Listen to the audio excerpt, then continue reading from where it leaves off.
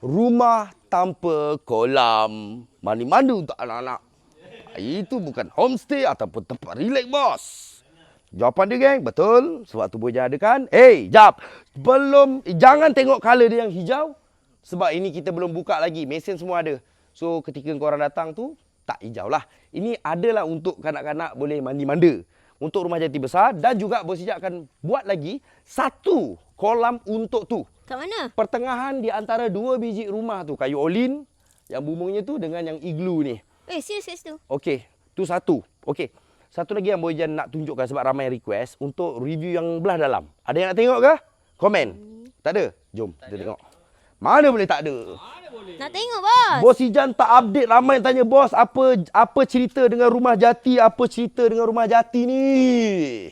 Mari, Allahumma salli ala sayyidina Muhammad. Wah, ini dah chillin, geng. Bayangkan dekat belah sini je dah boleh ramai dah duduk lepak relax. So, kita nak siapkan dan Bojan kalau boleh raya ni nak buka baraan kat sini. Sempat siap. Dan kita bila siap rumah ni, first kita nak stay dengan staff dulu. Kita bercuti dekat sini. Wow. Yes, so 90% dah siap. Aduh. Okey. So, cuma Bojan nak tanya geng Bos Ijan ni, perabot apa yang sesuai untuk rumah kayu macam ni, geng? Kalau tak Bojan nak masukkan European, ala-ala raja. Ala-ala raja punya design. Oh. Tapi betul rumah jati ni, kita nak tengok yang belah sana. Ni. Ni keadaannya, geng. Tak tahulah kenapa. Bojan sendiri memang excited dengan rumah jati. Lagi satu, ramai yang tanya Bojan, bos, rumah ni awak nak duduk besar sangat.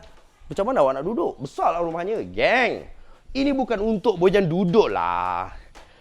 Ini untuk acik-acik lah. Untuk abang-abang berada, kakak berada yang pernah beli barang dengan Bos Ijan. Serius lah, bos? Beli barang, dapat rumah jati. Rumah kayu kan mahal. Lagi-lagi macam resort. Mana kami nak pergi, bos? Mana kami mampu? Sebab kami beli barang dengan bos cuma 1,000 je. 1,200 je. 1,500 je, bos.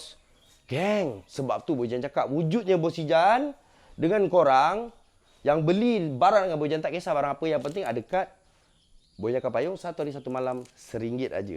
Khas. Ada kota, ada bajet untuk korang. 1.5 juta. Untuk acik-acik, stay, makan, minum, servis semua Bojan sediakan. Okey, everyone, the one more, tiba.